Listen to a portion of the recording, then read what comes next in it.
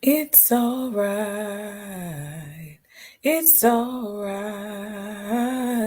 As long as I have my God beside me, it's alright.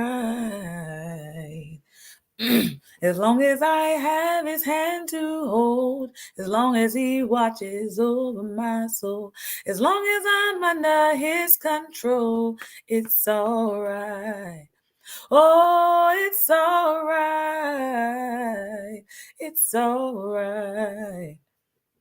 As long as I have my Lord beside me, it's alright. As long as I have his hand to hold, as long as he watches over my soul, as long as I'm under his control, it's alright. Oh, it's alright. It's alright. As long as I have my Lord beside me, it's alright. As long as I have his hand to hold, as long as he watches over my soul, as long as I'm under his control, it's alright. It's alright. It's alright. As long as I have my Lord beside me, it's alright. As long as I have his hand to hold, as long as he watches over my soul, as long as I'm under his control, it's alright. It's alright. Long as I have my Lord beside me, it's alright. 'Cause I have his hand to hold, long as he watches over my soul. As long as I'm under his control, it's alright. It's alright. It's alright. Long as I have my Lord beside me, it's alright. Long as I have his hand to hold, long as he watches over my soul, as long as I'm under his control, it's alright. Yes, it's alright. It's alright. As long as I have my Lord beside me, it's alright. As long as I have his hand to hold, as long as he watches over my soul, as long as I'm under his control, it's alright. It's alright. It's alright. Long as I have my Lord beside me, it's alright.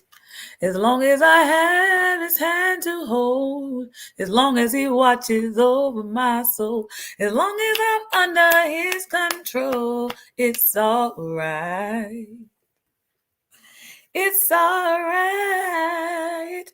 It's alright. As long as I have my Lord beside me, it's alright. As long as I have his hand to hold, as long as he watches over my soul, as long as I'm under his control, it's alright. Good morning, beautiful people. It's your girl Bev. It's been a couple weeks since I seen y'all. Oh, good morning, Drika. Girl, pray for me. And I just wanted to make sure that I keep up my Saturday duties. It's been an eventful past couple of weeks. I thank God for it. I think the first week that I went MIA, the first weekend, should I say, I was actually in the Poconos. My first church, had a women's retreat, and it was in the Poconos. And guess who was the guest speaker? Me. So I was the guest speaker for the women's retreat, and the topic that I discussed was self-esteem. basically, and how to wear your crown with confidence. And just as a recap of that, I compared life to the highway and your crown to your car. And what I actually expressed to my knowledge, and I didn't plan it out. I'm a spontaneous girl. I thought about doing a PowerPoint, but I'm like, what's the point? It's just something for people to look at. I want them to hear me and hear my words and hear my voice and focus on the things that I'm saying, and not miss anything. So I literally was just praying and just asking God just to give me the right words to say. And I didn't just pray and leave it, it was like, okay, but I kept talking to God about it because ideas would come to my mind, but I wasn't certain. So I just kept talking to God about it. And by the time the day of the actual day I was supposed to do the seminar, it came to me. Life is the highway and your car is your crown. And if you don't let people run you off the road, if you don't let people, just do whatever they want to do while you're in your car, you protect yourself. If somebody's getting in the same lane as you at the same time, you wait, you let them get over, and then you follow in. It was just all these different things that began to come to my mind. And you really have to think about wearing your crown with confidence. And it was a woman's retreat, but it just fits everybody. Like, on the highway, you have the fast lane and people are going extremely fast, extremely fast. Some of you may be going fast. I may be driving in the fast lane. Well, I do drive in the fast lane, actually. And we're just going, going, going, going, going. But then we realize, oh man, I missed my exit. Or, oh man, like, I don't really want to go to where I thought I was going, or whatever the case may be. We want to get there fast, fast, fast, fast. And that's sometimes how we think as human beings. We want to get there fast. But just because you see people driving in that fast lane does not mean that they know where they're going. They know how to drive, or that they're not going to find a detour somewhere. So it's like you're in your car, and although you see them driving fast, sometimes you got to get out of their way because they're going so fast. So you got to move because they're going faster than you. And you're thinking like, man, they getting it.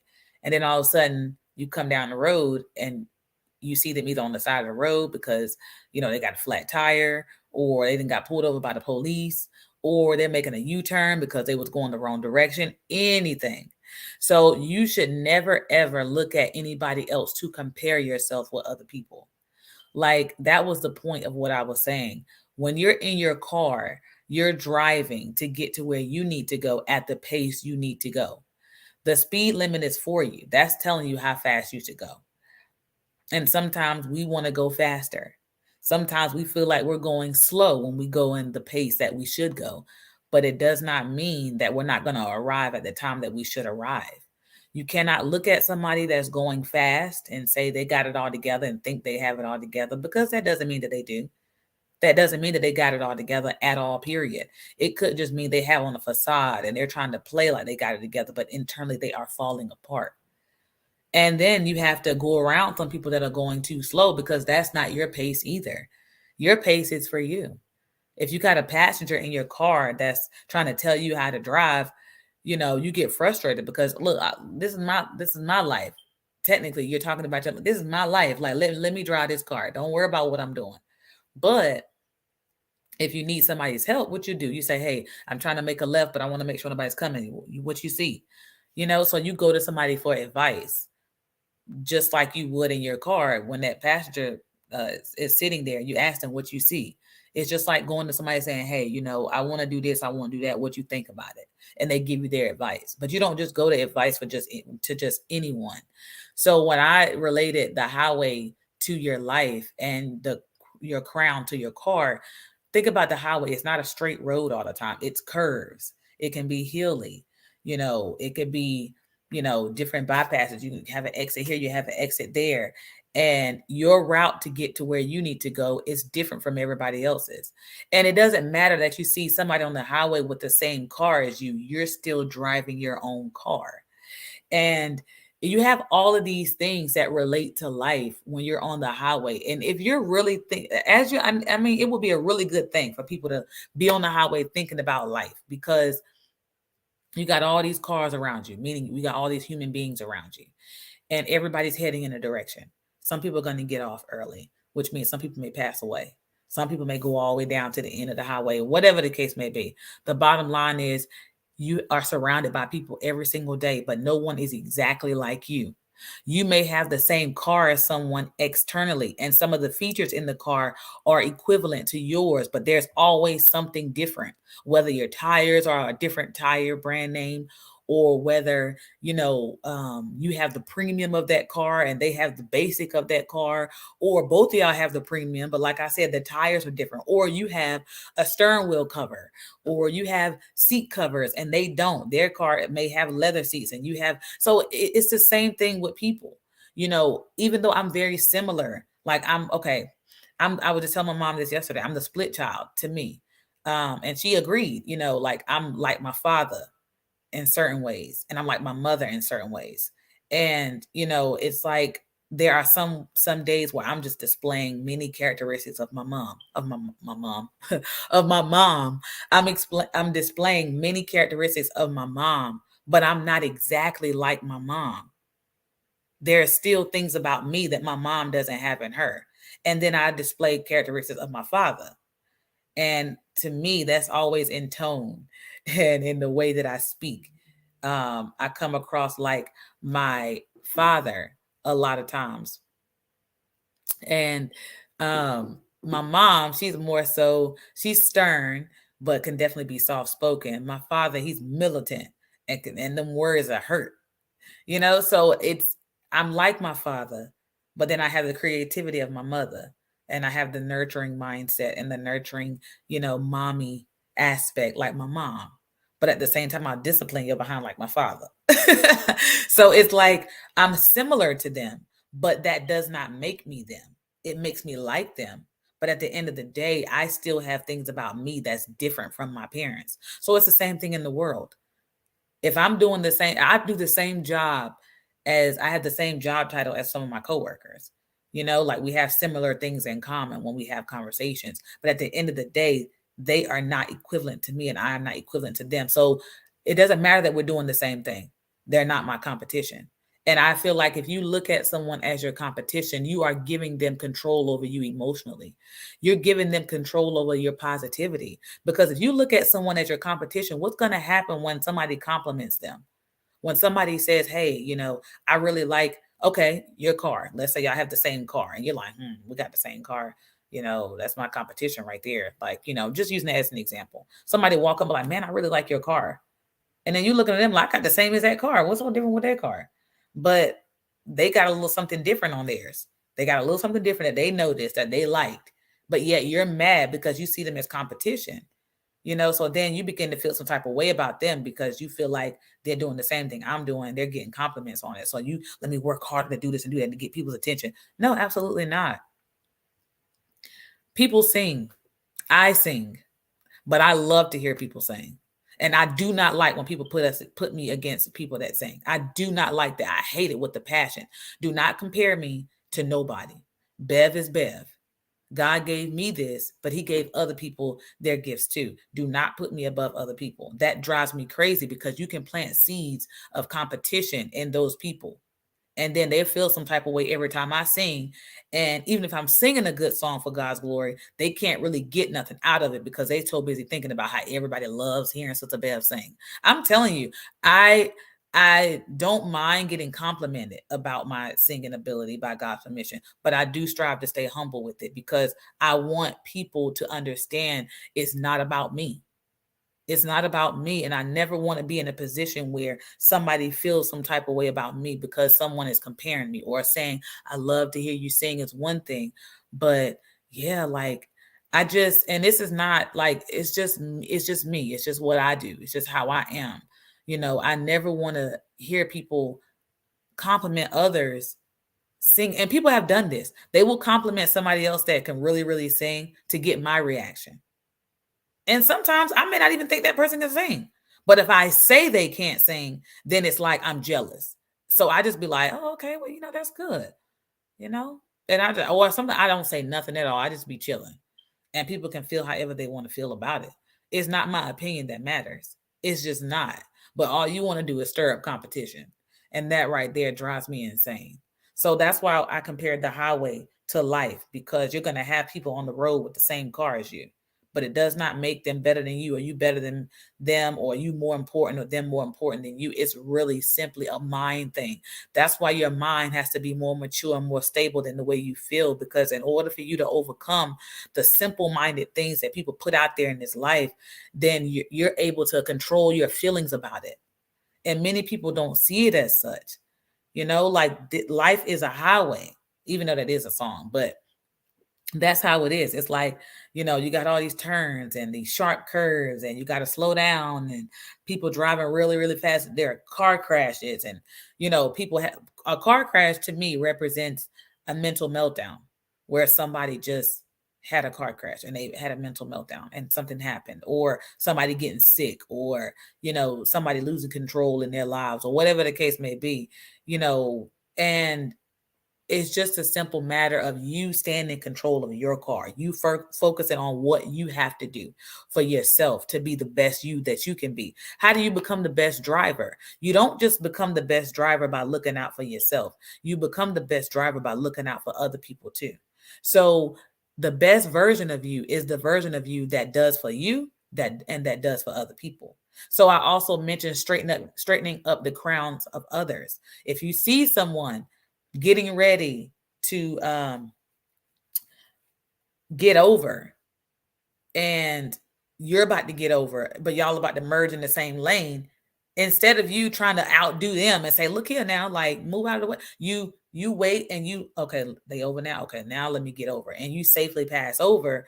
You safely get over into the next lane. You're looking out for them as well as yourself. Because if you were just being selfish, you would just get over and be like, forget about them. Like, this is my lane that I'm getting in. But looking out for other people shows you what type of person you are, because nobody wants to be around a selfish person. You're not a healthy person if you're selfish. If you're thinking that it's all about you and you got to just do away with everybody else, that's not a good mentality to have. That's why I said a while back, it's not just me first, it's me too. Meaning that after you done doing everything for everybody else, depending upon how you got to prioritize it, you got to take care of you too. You too. But if somebody's always me, and then you, by the time you're done with you, sometimes you ain't gonna want to do nothing for nobody else because you didn't got yours, or whatever the case may be. But it's just a simple matter of monitoring how you do things for yourself.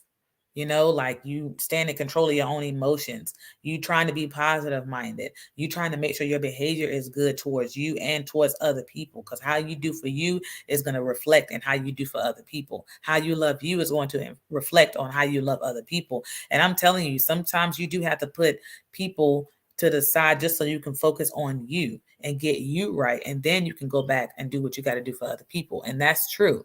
And then there are other times when you just got to do for other people and sacrifice time for other people, so that you can feel good even about you.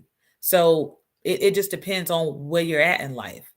It just depends. And it's it's equivalent to having a lot of traffic and somebody's trying to get in because their lane is running out.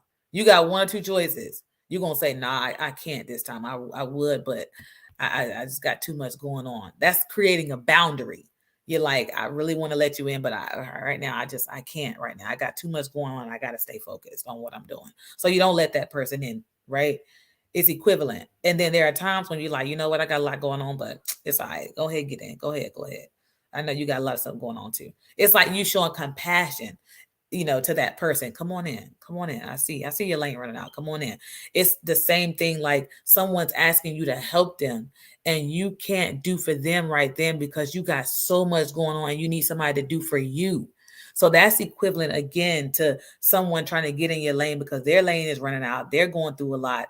They right at the end of their rope can barely feel like they can make it, but you at the end of yours too.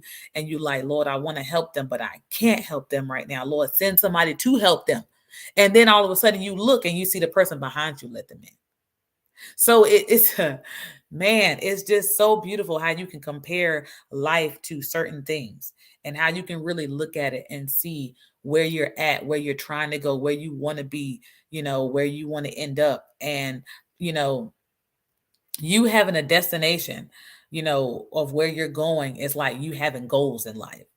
Here you are, you're trying to get to the mall, and you're out there, whatever the case, what you got to, where you got to go to get there. But then all of a sudden, you know, life is going on. So, and that's equivalent to the cars and stuff coming in and out of your lane. You're trying to get there. Somebody got an accident. So now your time to get there is slowed down. It's equivalent to trying to open a business. And all the steps that they've told you have to do in order to open that business, but you keep hitting roadblocks, roadblocks. You keep having a detour. You keep having to try this. You keep having to try that. And in a way, you can be so discouraged to the point where you want to turn around and just not even worry about starting that business anymore. But that's your time to fight harder. Sometimes we get fed up in traffic. We want to go to wherever we're trying to get to, but traffic is so bad and so terrible. We like, man, I should have stayed home. Man, I should have took another route. Man, I should have did this. Man, I should have did that. But we know that if we stay on the path that we're on, we'll eventually get there. It won't be at the time that we think we should. It won't be at the time that we want to get there, but it'll be at the time that we should get there, that we're supposed to get there. And then we'll see that all of that traffic was worth it. We'll see that all of that traffic, all that waiting was worth it. So it's the same thing in life. You got your blinders on to a certain degree. You got your blinders on to the foolishness, but you have your eyes open to the route and to the path that it's going to take for you to be able to get there. You may have to you may have to encourage some people along the way. Life is not just centered around you. You're going to have interaction with other people, but you can control how much interaction you have based upon who that person is. If that person is not a good person, if that person is very toxic, if that person is doing all these other things, like you recognize this. Somebody's driving obnoxiously and aggressively. They all up on your bumper. Every time you turn around, they just all up on your bumper. They speeding up and slamming on their brakes. And you're just like, who in the world is that? Or they're in front of you and they slamming on their brakes. You're just like, oh my God. So what do? Instead of staying there, you go around to avoid their mess. So it's the same thing in life. You have somebody that's full of drama, full of crap, full of mess. Instead of keeping them bothering you, what do? You leave them alone. You part ways with them. You create space so that you don't have to deal with their shenanigans, right? So everything in life can be related to the highway, and your car is your crown. And every time that you do something that benefits you, every time you do something that, you know, puts you closer to where you're trying to go, you should recognize that. And to me, that's counting the exits. So what your destination is on exit 20, but you're only on exit 7. You should still be grateful that you're not still back on exit 3. And I think that's the thing. Sometimes we get so caught up in how long it's taken us to get to a certain place that we forget that we have made progress. We forget that we have made a connection with some of the steps we have to take to get there. And we lose sight on the fact that life is a highway.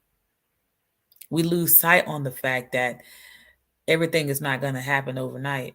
And we lose sight on the fact that the things we're going through is preparing us for where we're trying to get. And although it doesn't end once we reach that destination, but everything we've gone through to reach that destination will prepare us for the next route we have to take, for the next goal we're trying to meet, for the next thing we're trying to accomplish. Everything has its place. Everything has its time. Everything has its process. Everything has its hurts. Everything has its pains. You just have to make up in your mind what's worth it. Is it worth it to you? And if you can't see why it's not worth it, then embrace it. Embrace the pain. Stop just trying to embrace the good stuff. Embrace the pain. Embrace the things that make you cry. Feel every last emotion. When you're on the highway, on the real highway, you have different emotions. You can be in your car, your music is bumping, you happy, and all of a sudden somebody saying, "What in the world?" You don't try to not feel that emotion. You just be like, you don't be in there like, "What in the world?" No, you're like, "What in the world?" Like, are you serious? You're embracing the anger that you're having. Like, you need to feel that. And then it goes away, and then you're good again. And then all of a sudden somebody else comes in and you're like, "Come on, man, really?" But you're feeling those things. You're feeling those things. So feel every last emotion. It's meant to be felt. It's meant to be felt, because how can you truly appreciate the joys out of life if you've never experienced and felt the pains? Some people can just be so used to things going well that when things don't go well, they don't know how to take it. But I've learned through depression, I've learned, because when I was depressed, the person that I went to about depression, she encouraged me. And, through heartaches and stuff like that, she encouraged me to feel it, to feel everything. She was like, "Feel it. Don't run away from the pain. Don't run away from that pain. Feel that pain. Don't try to overtalk it. Sit in it. Examine it. It's just like sitting in traffic. Don't try to avoid the traffic sometimes. Sit in it if you can, but sit in that traffic and allow yourself to find calmness in something that's so aggravating and painful. Allow yourself to understand that it has to happen. It has to happen for your growth. Like, people try to avoid pain like the plague, but you can't avoid it. And if you try to avoid it, it's going to always be there. It's just like a person that has been through something in their life that has really traumatized them and messed them up, but they never sit with that. They never think about what happened. They always try to avoid the thoughts of it. But in order for you to embrace, in order for you to get through that, you have to face it. You can't keep running from it. You have to acknowledge that it hurts you. You have to acknowledge that it has done something to you to make you feel a certain type of way. And you have to ask yourself, now, what am I going to do about this? Can I change this? And if your answer is, I can't change it, then you got to be grateful for it. You got to be grateful for everything, the good and the bad, no matter how bad it is, no matter how much it hurts, no matter how much it scares you. The bottom line is, it's for a reason. You're never going to be able to avoid life. And if you feel like you're avoiding life, you're not living it. You're not living it.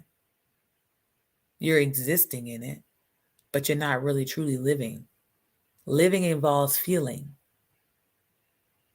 And there are some people that are just numb.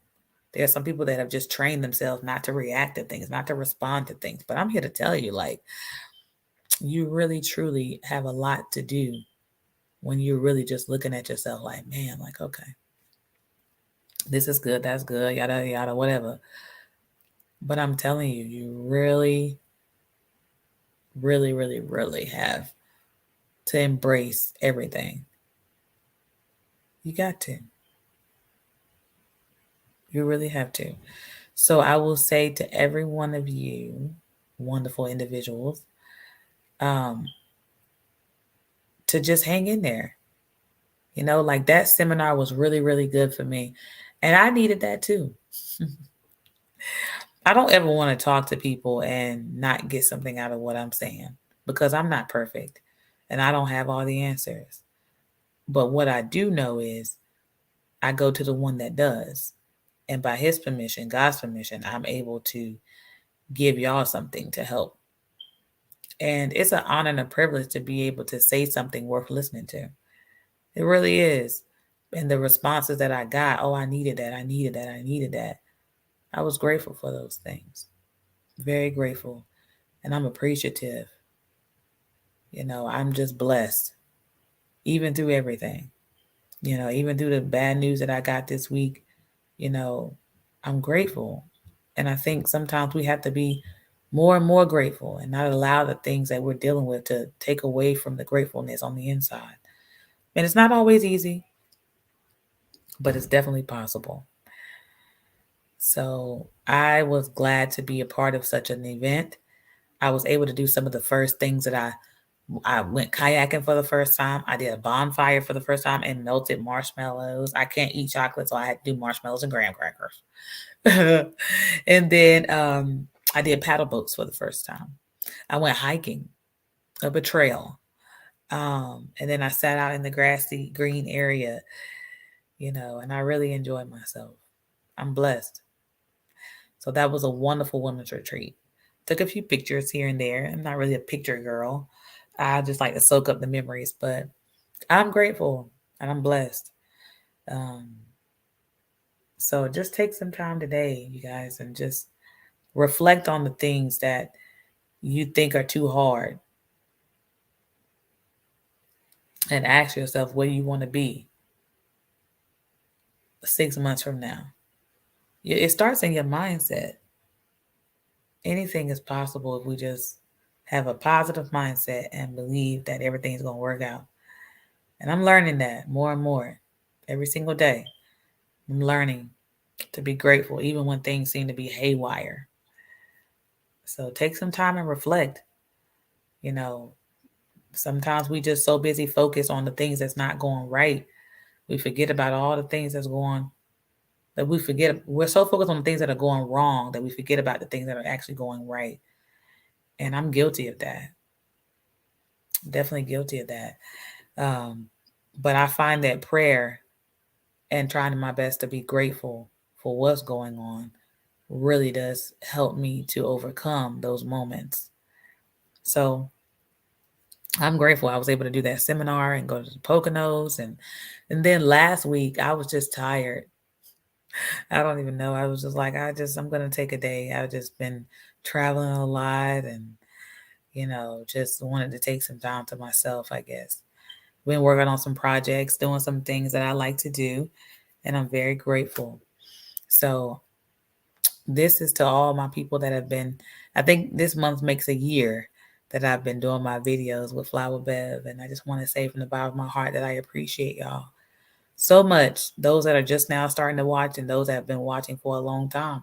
I'm very grateful for you. And I appreciate you. And without you all watching these shows, whether you're watching it live or the playback, my show wouldn't be what it is today. So thank y'all so much. One of my sisters was like, why am I not getting a Flower Bev show? And I was just like, I'm so sorry. She texted me last week and I said, it just makes me happy that I can even say something to encourage my own family. Because I know life is hard for them at times too, just like it is for me. So to be a help to anybody is what I love to do, whether it's talking, praying, whatever the case may be. I know that life is beautiful if you look at it as such.